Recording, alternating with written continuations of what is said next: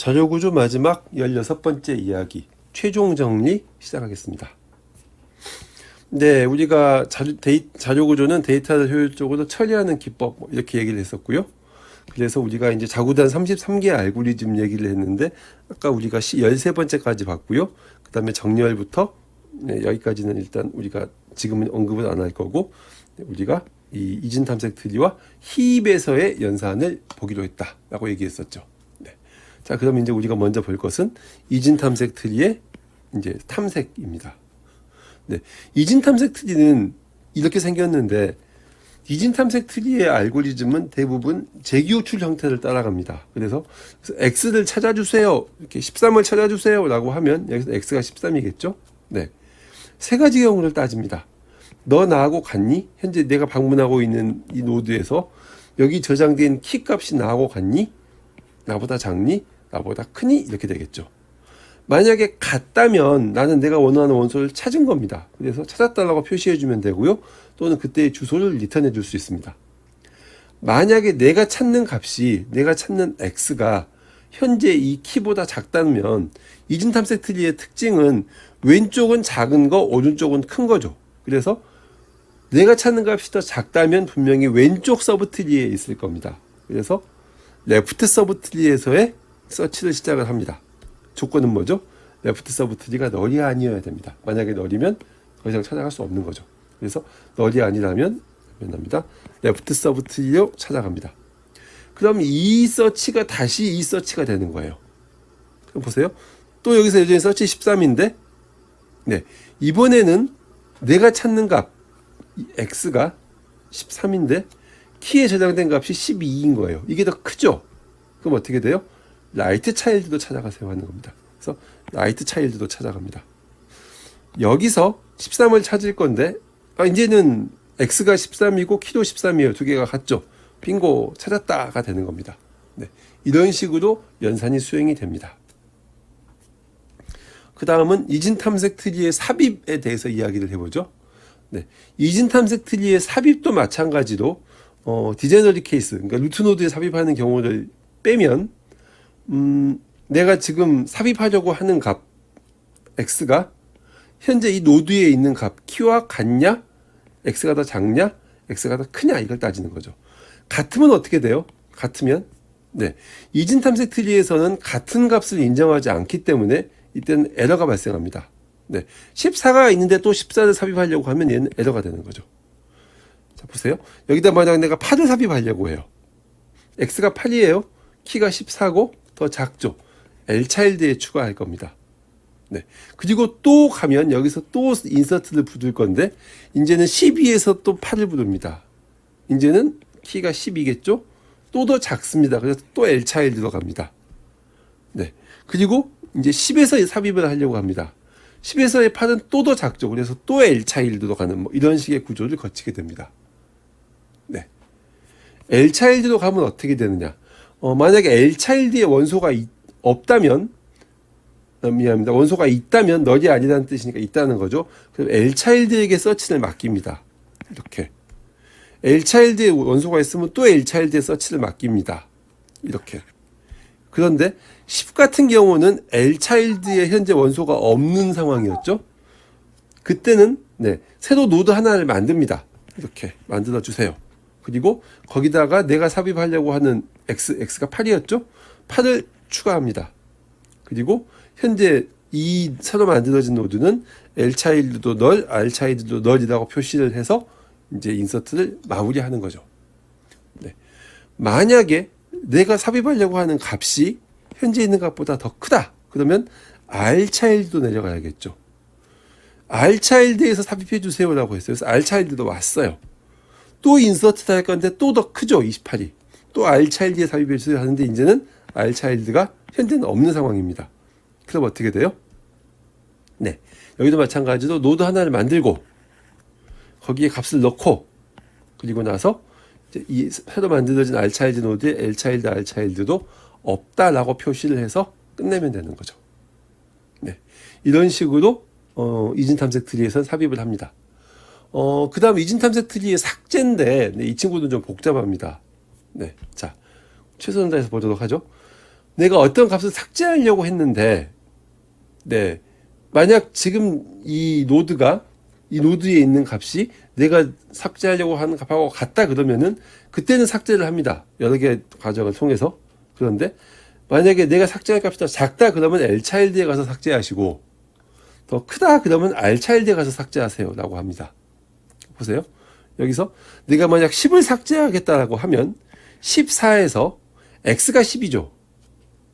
그리고 키가 14입니다. 더 작죠. 네. L차일드 있어요? 네, 있어요. 그러면 L차일드에 가서 삽입을 해라라고 합니다. 이 이진 탐색 트리의 삭제는 특이하게 리턴 값이 있다라고 얘기했어요. 그 얘기는 좀 이따 하겠습니다. 또 여기 왔어요. 그러면은 x가 여전히 10이죠? 키는 이제 12가 됐죠. 더 작죠?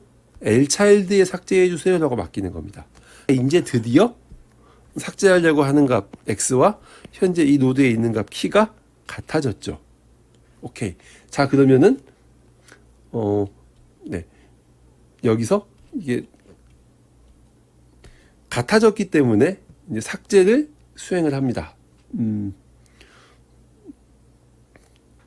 오케이.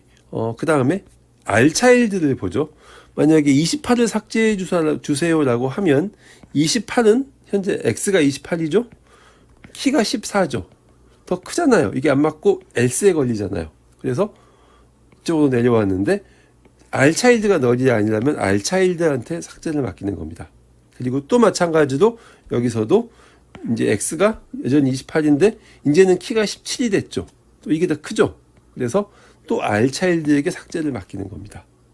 이제 왔더니 x하고 키가 같아졌어요. 네, 그러면은 여기서 이제 삭제를 할 겁니다.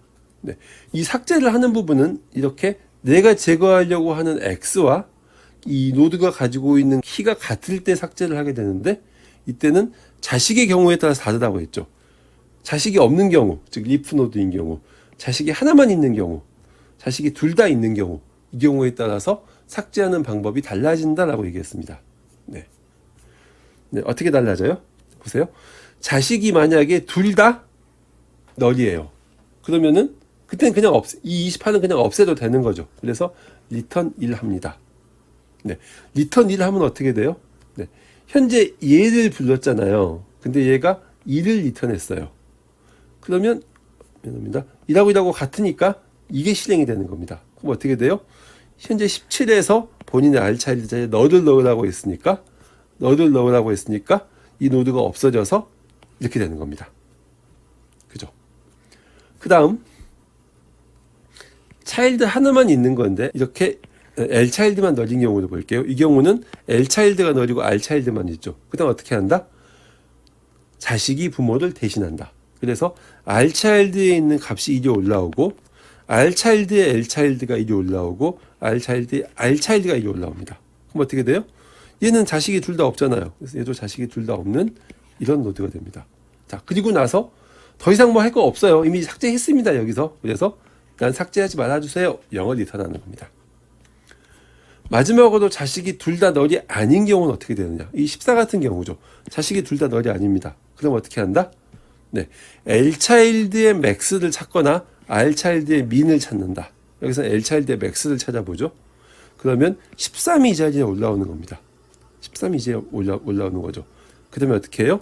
L차일드에 대해서 이 값을 없애주세요 라고 합니다. 그러면은 찾아가서 얘는 리프노드가 없네?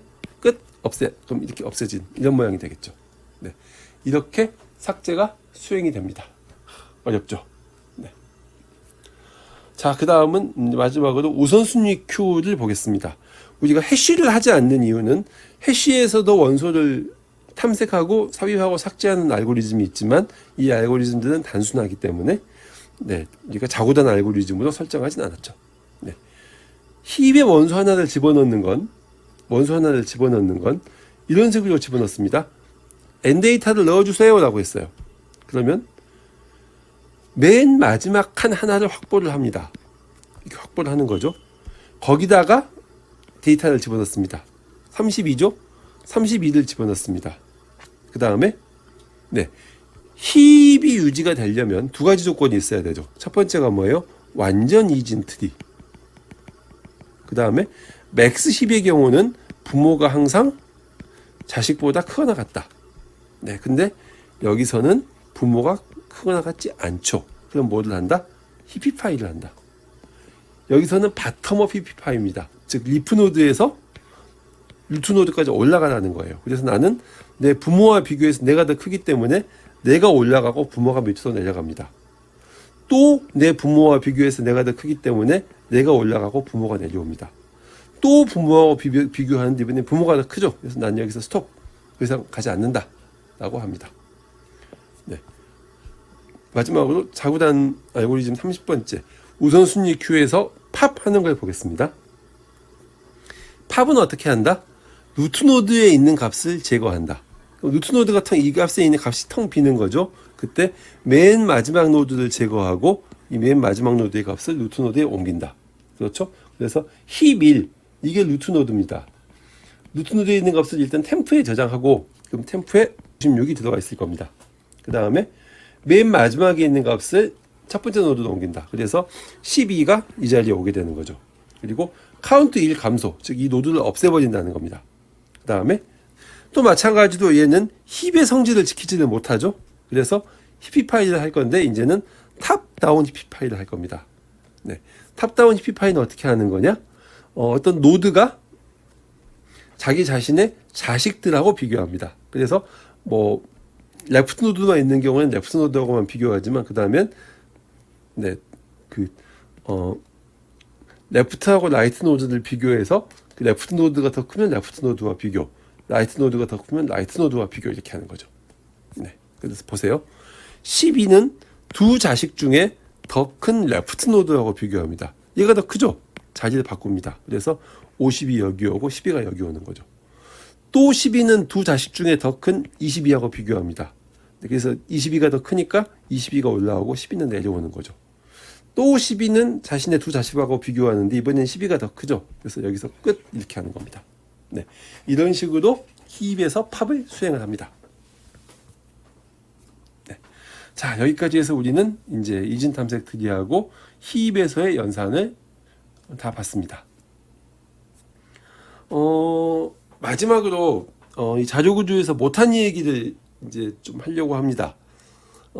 각 내용별로 좀 더 했으면 좋겠는 이야기, 더 할 수 있는 이야기들을 좀 정리를 하려고 하는데, 첫 번째 성능 분석에서는 우리가 비고 노테이션 공부를 했는데, 그죠? 비고의 n 이런 거 공부했는데, 실은 분할 상환 분석이라고 하는 게 있습니다. 원래 성능 분석은 최악의 경우에 대한 분석이었지만 분할 상환 분석은 현실적으로 발생할 수 있는 최악의 경우에 대한 분석입니다.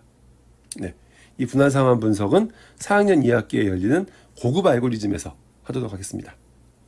그리고 이진 탐색 트리는 우리가 이진 탐색 트리를 봤는데 최선의 경우엔 비고의 로그 n, 최악의 경우엔 비고의 n이 걸리는 구조였죠.